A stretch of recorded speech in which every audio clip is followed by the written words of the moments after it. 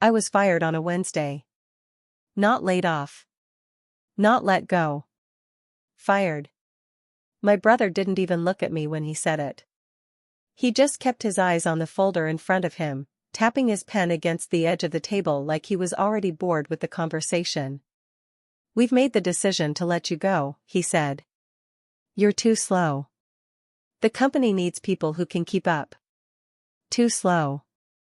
I remember the way those words landed. Not like a slap, more like something heavy settling into my chest. Something I'd carry out of that room with me. My sister was there too. She didn't say anything. She just nodded once, like she'd been waiting for this moment for a long time and was relieved it was finally happening. I didn't cry. I didn't argue. I just stood up, picked up my bag, and left. That was 6 months ago. And if you've ever been labeled something by the people who were supposed to believe in you, if you've ever been told you weren't enough in a room full of people who were supposed to be on your side, then maybe you'll understand why I'm telling you this story. Not because I want sympathy, but because what happened next changed everything. And maybe, just maybe, it'll mean something to you too. If it does, go ahead and hit the like button. Not because I asked, but because it resonates. The company was my father's. He built it from nothing. A small logistics firm that handled supply chain coordination for mid-sized manufacturers. Nothing glamorous, but steady. Profitable. The kind of business that didn't make headlines but paid for private school tuition and summer houses. When he died, he left it to all three of us. Equal shares. Equal responsibility. At least, that's what the will said. But my brother Marcus took the CEO role within a month.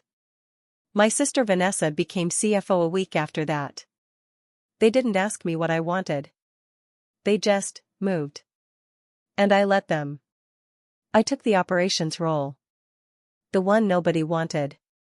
The one that meant inventory audits and vendor negotiations and making sure shipments didn't get delayed because someone in purchasing forgot to update a PO. It wasn't sexy.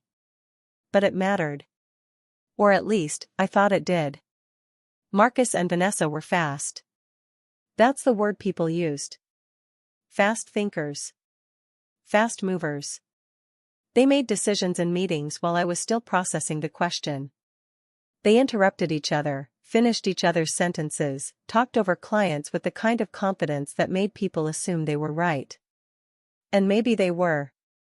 Sometimes. But I was different. I didn't talk until I'd thought it through. I didn't sign off on a contract until I'd read every clause. I didn't approve a vendor until I'd verified their references, checked their financials, and made sure their delivery windows aligned with our production schedules. I was careful. And they hated me for it. It started small. A comment here and there. "Can we get an answer today, or do you need another week to think about it?" Vanessa would say that in meetings, and people would laugh. Not cruelly. Just casually. Like it was a known thing. Like I was the punchline. Marcus was worse. He'd schedule decisions without me. He'd approve contracts I hadn't reviewed yet and then act surprised when I flagged issues later. "You're overthinking it," he'd say. "We don't have time for perfect. We need good enough." But good enough wasn't good enough. I caught a supplier inflating invoices by 11% over 6 months. I stopped a contract with a freight company that went bankrupt 3 weeks later. I flagged a compliance issue that would have cost us $140,000 in fines. And every time I brought something like that to their attention, they looked at me like I'd inconvenienced them. There was one person who didn't look at me that way. My grandmother. She lived in a quiet neighborhood about 30 minutes outside the city. A small house with a garden she tended herself, even in her 70s. I visited her every Sunday. She never asked me how work was going. She just watched me. The way you watch someone when you already know the answer. One Sunday, about 8 months before I was fired, she made tea and sat across from me at her kitchen table. "You're not like them," she said. I looked up. "Who?" your brother and sister. She stirred her tea slowly. You're not fast. But you're thorough. And in the long run, thorough beats fast every time. I didn't know what to say to that. She reached across the table and put her hand over mine. Her skin was thin and soft, but her grip was firm.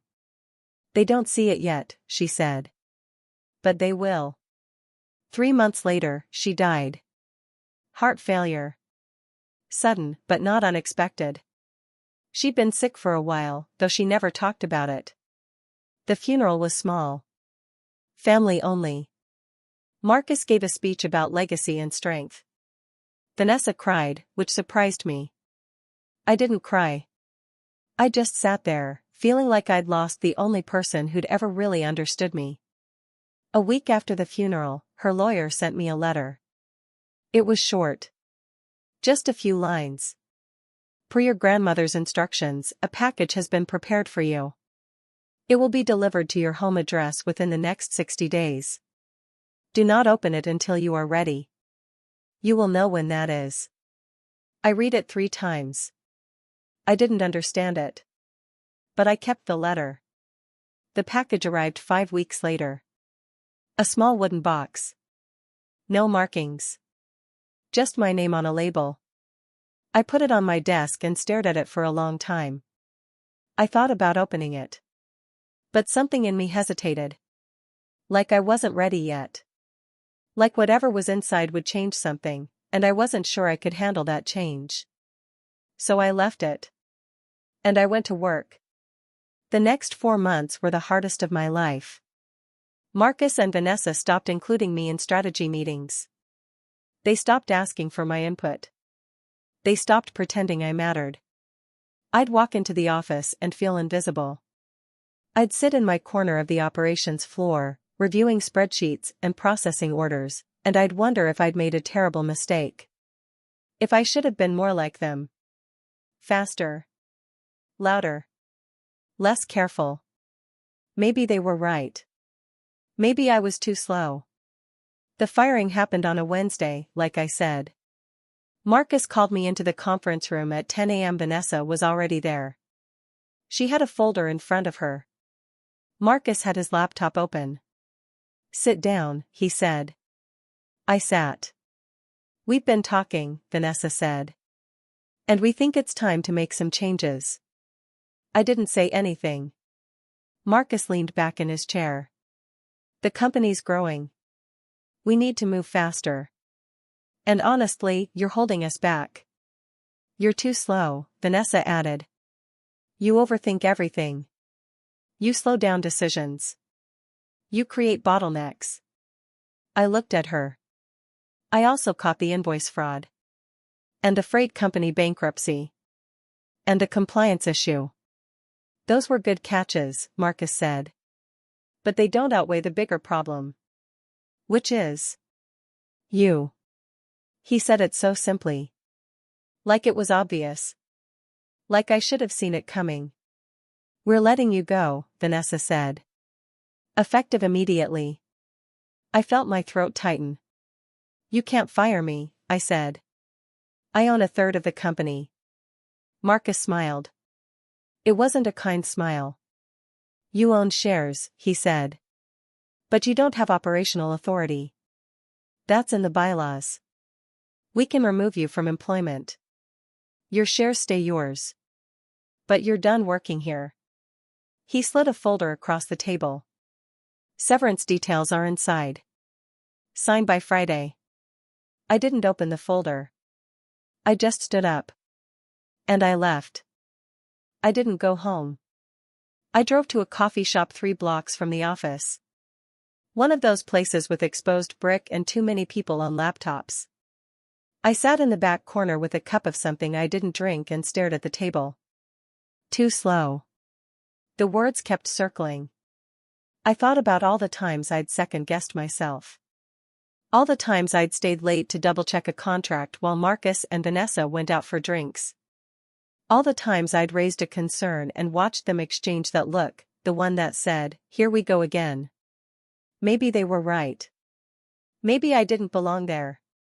I sat in that coffee shop for 2 hours. I watched people come and go. I watched someone order the same drink 3 times because they couldn't get the flavor right. I watched a guy argue with his laptop like it had personally offended him. And I thought about the box. The one my grandmother had sent me. The one I still hadn't opened. Do not open it until you are ready. You will know when that is. I didn't feel ready. But I also didn't know what else to do. When I got home, the box was still on my desk. Right where I'd left it. I stood in the doorway of my office and looked at it for a long time. Then I walked over, sat down, and pulled it toward me. The wood was smooth. Dark walnut, I think. There was a small brass latch on the front, but no lock. I opened it. Inside was a USB drive, a sealed envelope, and a handwritten note on cream-colored stationery. The note was in my grandmother's handwriting. Neat. Precise. The way she used to write grocery lists. By the time you read this, something will have happened. I don't know what. But I know you. And I know them. So I prepared for it. Everything you need is on the drive. Read the documents carefully. You have 72 hours from the moment you open this box to file the paperwork. The lawyer's contact information is in the envelope. You are not too slow. You are deliberate. And that is your strength. Trust yourself. Trust the process. And don't let them rewrite your story. I love you. Grandma. I read it 3 times. Then I opened the envelope. Inside was a business card for a law firm I'd never heard of. And a single sheet of paper with a date and time written on it. The date was today. The time was 4 p.m. I checked my watch. It was 2:47. I pulled out the USB drive and plugged it into my computer. There were 6 files. The first was titled Ownership Structure Original. I opened it. It was a copy of my father's will. The one that split the company equally between the 3 of us. 33.3% each. I'd seen it before. Nothing new. The second file was titled Ownership Structure Amended. I opened that one too. And I stopped breathing. It was a document dated 2 years before my father's death. An amendment to his estate plan. Signed by him. Witnessed by his lawyer. And executed by my grandmother as trustee. It transferred an additional 18% of the company to me. Not from my siblings. From a reserve stock allocation my father had kept for future investors. Which meant I didn't own 33.3%. I owned 51%. I was the majority shareholder. And I had been for 6 years. I read the document 4 times. Then I opened the third file. It was titled Bylaws Article 7, Section 4. I scanned it. Legal language. Dense. But clear. In the event of a dispute regarding operational authority, the majority shareholder retains the right to convene a special board meeting and call for a vote of no confidence in current leadership. A simple majority vote is required to remove officers and appoint interim replacements. I sat back. My hands were shaking. The fourth file was a memo.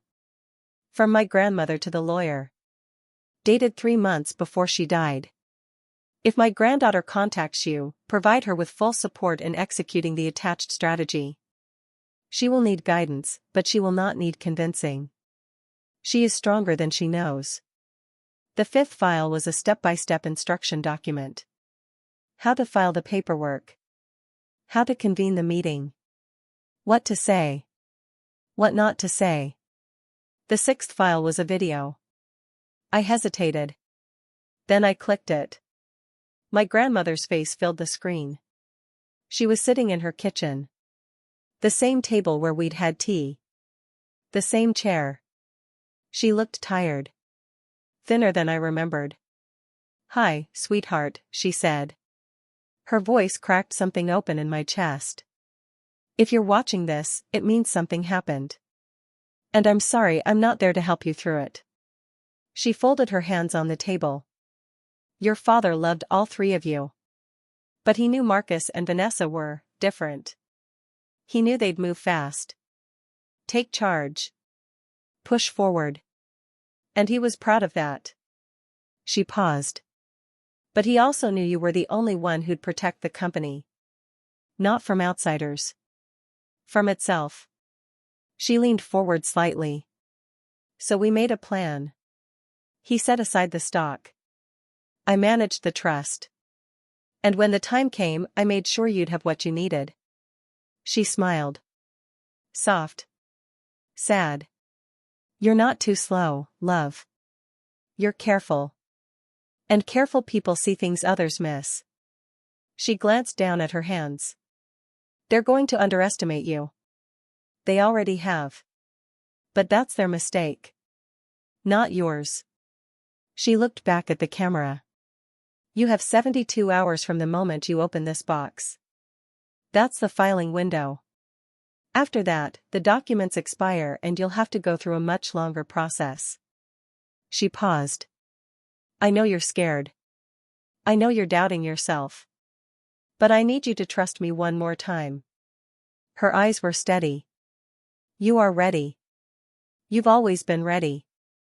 You just didn't know it yet. The video ended. I sat there in the silence of my apartment and cried for the first time since the firing. Not because I was sad. Because I finally understood. I called the lawyer at 3:15 p.m. His name was David Huang. He answered on the second ring. Ms. Brennan, he said. I've been expecting your call. You knew? Your grandmother briefed me 2 years ago. I've been monitoring the situation since her passing. Why didn't you contact me sooner? Because she asked me not to. She said you'd reach out when you were ready. I closed my eyes. I need to file the paperwork. I have everything prepared. I'll need you to sign several documents and provide confirmation that you wish to proceed. Once that's done, I'll file with the state and notify the board. The meeting will be scheduled within 48 hours. And Marcus and Vanessa? They'll be notified per the bylaws. They'll have the opportunity to respond. But the law is clear. You have the authority. I took a breath. Do it. The paperwork took 2 hours. I signed everything. Scanned it. Sent it back. David filed it at 6:32 p.m. By 7 p.m., Marcus and Vanessa had been notified. By 7:15, my phone started ringing. I didn't answer. Have you ever been in a position where you knew something no one else knew? Where you were holding information that would change everything, and all you had to do was wait? It's a strange feeling. Not power. Not yet. Just clarity. I spent that night reading the documents over and over. Making sure I understood every clause. Every procedure. Every right I had. Because I knew what was coming. And I knew I couldn't afford to be slow this time. The next morning, I got a text from Vanessa. We need to talk. Today. In person. I didn't respond. An hour later, Marcus called. I let it go to voicemail. I don't know what you think you're doing, but you need to stop. Call me back. Now. I deleted the message. At 11 a.m., I got an email from their lawyer. Subject line, cease and desist unlawful shareholder action. I forwarded it to David. He responded in 3 minutes. Ignore it. They're bluffing. The filing is lawful and ironclad. Board meeting is scheduled for Friday at 10 a.m. I'll be there. Friday. 2 days. I didn't leave my apartment. I didn't answer calls. I didn't respond to emails. I just waited. And I thought about my grandmother. About the way she used to sit across from me and listen. Really listen. Like my words mattered. Like I mattered. She'd known this would happen. Not the details. But the shape of it. And she'd prepared me. Not by making me faster. Or louder. Or more like them. But by making sure I had what I needed when the time came. Friday morning, I woke up at 5 a.m. I didn't sleep well. I kept replaying the boardroom scene in my head. The one from Wednesday. The way Marcus had tapped his pen. The way Vanessa had nodded. The way they'd both looked at me like I was a problem they'd finally solved. I wondered if they'd slept well. I showered. I put on the same navy suit I'd worn to my father's funeral. I made coffee I didn't drink. And I left my apartment at 8:30. The meeting was at 10 o'clock. I got there at 9:15. The office building looked the same as it always had. Glass and steel. Modern. Expensive. The kind of place that made you feel like important things happened inside. I walked through the lobby. Past the reception desk where Claire usually sat. She looked up when she saw me, and her face went confused. I thought you. I have a meeting, I said. She didn't stop me. I took the elevator to the 4th floor. Walked down the hallway. Past my old office.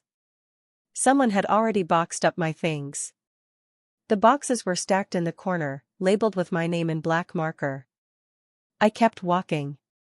The boardroom was at the end of the hall. I could see them through the glass wall. Marcus. Vanessa. Their lawyer, a man in his 50s with silver hair and a suit that probably cost more than my car. And 2 board members. Michael Torrance, who'd worked with my father for 20 years. And Jennifer Akari, who handled our legal compliance. They were talking. Relaxed. Confident. I stood outside the door and waited. At 9:50, David arrived. He was younger than I expected. Maybe 40. Sharp suit. Calm eyes. He carried a leather briefcase and walked like someone who'd done this 100 times before. Ms. Brennan, he said. Mr. Huang. He glanced through the glass at the boardroom. Are you ready? I nodded. Remember what we discussed. I'll handle the procedure. You just need to be present. If they ask you a direct question, answer honestly. Don't volunteer information. Don't apologize. And don't let them make you feel small. Okay. He checked his watch. It's time. He opened the door. The room went silent. Marcus looked up first. His expression shifted from confusion to anger in less than a second. What the hell is this? He said. David walked to the head of the table and set down his briefcase. Good morning. My name is David Huang. I represent Ms. Brennan in her capacity as majority shareholder of this company. Vanessa laughed. Actually laughed. Majority shareholder? She owns 1/3. Same as us. David opened his briefcase and pulled out a folder. He slid it across the table to her. Ms. Brennan owns 51% of the company. Documentation is enclosed. Certified copies have been filed with the state and recorded with the corporate registry as of Wednesday evening. Vanessa opened the folder. Her face went pale. Marcus grabbed it from her. He scanned the first page. Then the second. Then he looked at their lawyer. Is this real? The silver-haired man took the folder. Read in silence. Then nodded slowly. It appears to be legally executed. Appears to be? Marcus's voice was rising. What does that mean? It means the documents are valid, David said. Your father amended his estate plan 2 years before his death. The amendment transferred an additional 18% of company stock to Ms. Brennan via a trust administered by her grandmother. The transfer was finalized upon your father's death, per the terms of the trust. Marcus turned to me. You knew about this? No, I said. Not until Wednesday. Bullshit. It's the truth. Vanessa was staring at the documents like they might disappear if she looked long enough. Why would he do this? That's not relevant to today's proceedings, David said. What is relevant is that Ms. Brennan, as majority shareholder, has the authority under Article 7, Section 4 of the company bylaws to call for a vote of no confidence in current leadership. He pulled out another document. She is exercising that authority now. The room erupted. Marcus stood up. This is insane. You can't just walk in here, Anne. She can, David said calmly. And she has. The filing was lawful. The notice was timely. This meeting was convened in accordance with corporate bylaws. You were notified 48 hours in advance, as required. Their lawyer cleared his throat. I'd like to request a recess to review these documents more thoroughly. Denied, David said. The bylaws are clear. Once a special meeting is convened, it must proceed unless a supermajority of board members votes to adjourn. Do you have a supermajority? He looked at Michael and Jennifer. They both shook their heads. David sat down. Then we proceed. I don't remember sitting down. But I was in a chair. At the table. Across from Marcus and Vanessa. They were both staring at me. Not with anger anymore. With something else. Disbelief, maybe. Or fear. David pulled out a legal pad. Ms. Brennan is calling for a vote of no confidence in the current CEO and CFO, citing operational mismanagement, failure to adhere to established risk protocols, and the unlawful termination of a shareholder employee. Marcus's lawyer leaned forward. Unlawful termination? She was an at-will employee. She was also a shareholder, David said. And under the bylaws, any termination of a shareholder employee requires board approval. Was there a board vote? Silence. I'll take that as a no. David made a note. The vote will proceed. Ms. Brennan, as majority shareholder, holds 51% voting authority. Mr. Brennan holds 24.5%. Ms. Brennan, he nodded to Vanessa, holds 24.5%. Board members Torrance and Akari hold advisory positions but no voting shares. He looked up. Ms. Brennan, how do you vote? I looked at Marcus. Then at Vanessa. Vanessa was shaking her head slowly. You don't have to do this. Yes, I said. I do. I looked at David. I vote yes. No confidence. David made a note. The motion passes. Marcus Brennan and Vanessa Brennan are removed from their positions as CEO and CFO, effective immediately. Marcus slammed his hand on the table. This is a coup. This is corporate governance, David said. You're welcome to contest it in court. But the law is clear. He pulled out another document. Ms. Brennan will assume the role of interim CEO. She will appoint an interim CFO within 30 days. A full operational review will be conducted, and a long-term governance structure will be established within 90 days. He slid the document across the table to me. Sign here. I picked up the pen. My hand was shaking. I thought about my grandmother. About the video. About her voice. You are ready. I signed. Marcus stood up. You have no idea what you're doing. Maybe not, I said. But I know what you did. And I know it was wrong. Vanessa was staring at the table. She hadn't said anything in 5 minutes. Michael Torrance cleared his throat. For what it's worth, I think your father would be proud. I looked at him. You knew? Not about the stock. But about you. He used to say you were the only one who'd actually read a contract before signing it. He smiled. Sad, but genuine. Good luck. David packed up his briefcase. You'll need to address the staff. Today. Let them know there's been a leadership change. Keep it simple. Confident. Don't over-explain. Okay. And you'll need to secure the financial records. Immediately. Before anything gets moved or altered. I will. He handed me a folder. Everything you need is in here. Call me if you have questions. Otherwise, I'll check in Monday morning. He paused at the door. You did well. Then he left. I sat alone in the boardroom for a long time. The building was quiet. I could hear the hum of the air conditioning. The faint sound of phones ringing on the floor below.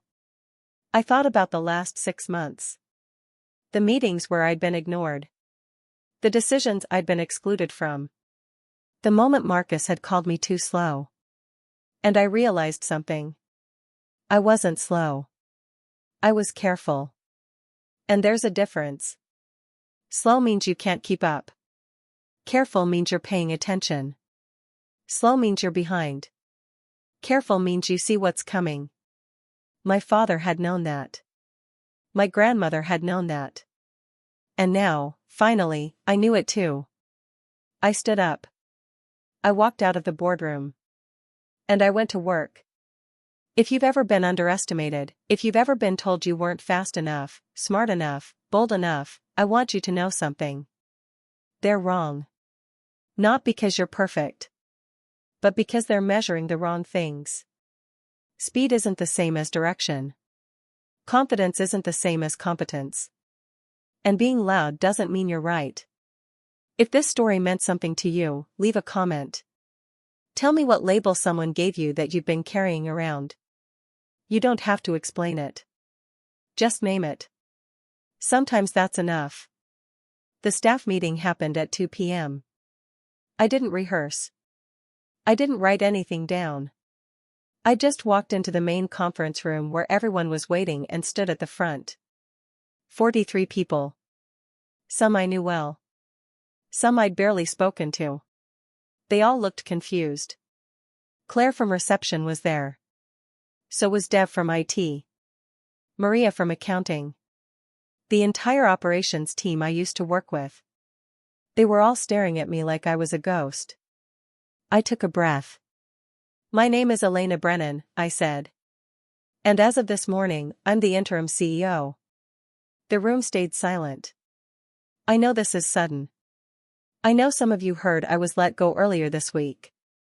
That's true. I was. But what Marcus and Vanessa didn't know, what I didn't know until a few days ago, is that I'm the majority shareholder of this company. I have been for 6 years. Someone in the back whispered something. I couldn't hear what. There's been a leadership change, I continued. Marcus and Vanessa are no longer in their roles. I'll be appointing an interim CFO within the next few weeks. In the meantime, operations will continue as normal. If you have questions about your job or your projects, your direct managers are still your point of contact. Nothing changes for you today. I paused. What will change is how we make decisions. We're going to slow down. Not because we're behind. But because we're going to be more careful. We're going to read contracts before we sign them. We're going to vet vendors before we onboard them. We're going to check our work. I looked around the room. I know some of you thought I was too slow. Maybe you still do. But I'd rather be slow and right than fast and wrong. No one said anything. That's all. Thank you. I walked out before anyone could ask questions. The first week was chaos. Marcus and Vanessa didn't go quietly. They filed a motion to contest the vote. Their lawyer sent a 47-page brief arguing procedural violations and fiduciary misconduct. David reviewed it in one afternoon. There's nothing here, he said. They're grasping. Will it go to court? Maybe. But they'll lose. The documentation is airtight. Your grandmother made sure of that. He was right. The motion was dismissed 3 weeks later. Marcus and Vanessa stopped responding to emails after that. I spent the first month doing what I do best. I read everything.